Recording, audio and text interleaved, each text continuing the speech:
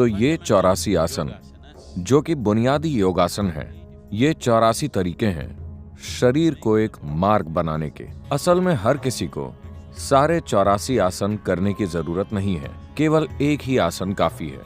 आमतौर पर हठ योगी हठ योग को अपनी मुक्ति का मार्ग बनाने वाले समर्पित हठ योगी सिर्फ एक आसन का अभ्यास करते हैं। अगर आप ठीक से बैठना सीख लेते हैं, अपने शरीर को बस ठीक तरह से रखना सीख लेते हैं, तो इस ब्रह्मांड में हर वो चीज जिसे जानने की जरूरत है, आप उसे जान सकते हैं। इसे आसन सिद्धि कहते हैं। अगर आप किसी आसन में स्थिर होकर आराम से बैठ सकते हैं 2.5 घंटे तक, तब हम कहते हैं कि आपने आसन सिद्धि प्राप्त कर ली है, यानी आप एक खास आसन में पूरी तरह आराम से और सहज हैं। यही आसन सिद्धि है। अगर आप इसे हासिल कर लेते हैं तो आपको जो भी जानने की जरूरत है, आप उसे अपने भीतर से जान सकते हैं। किसी इंसान ने क्या जाना या अनुभव किया है, सिर्फ उसकी वजह से वो वैसा बन जाता है जैसा वो है।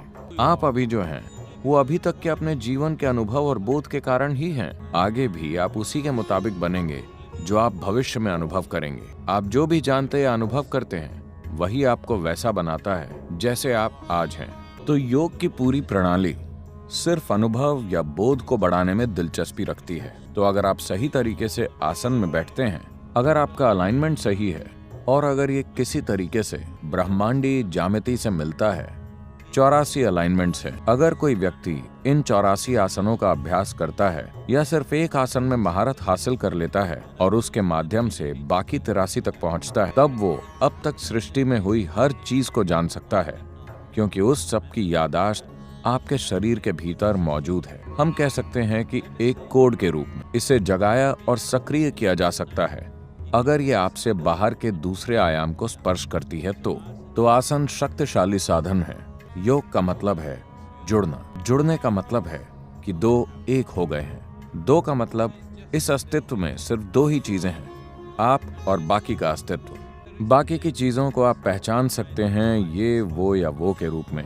इन आसनों के अभ्यास से, इससे पहले कि परम ज्यामिति के साथ ही अलाइनमेंट पैदा हो, एक भीतरी अलाइनमेंट पैदा होता है, जिससे स्वाभाविक रूप से अच्छी सेहत, प्रसन्नता और आनंद और सबसे बढ़कर संतुलन प्राप्त होगा।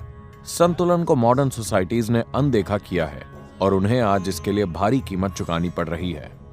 आप चाहे जितने भी होशियार हों, आप चाहे जितने भी काबिल हों या पढ़े लिखे या योग्य हों, अगर आपके पास जरूरी संतुलन नहीं है तो आप सफल नहीं होंगे, अपने जीवन में बहुत आगे तक नहीं जाएंगे। अगर आपके पास ऐसा संतुलन है जो बाहरी हालातों से नहीं बिगड़ता, सिर्फ तभी आप अपने भीतर की काबिलियत और बुद्धिमत्ता का इस्तेमाल कर पाएंगे।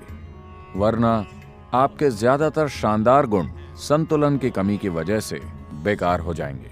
और हठ योग का मतलब है संतुलन।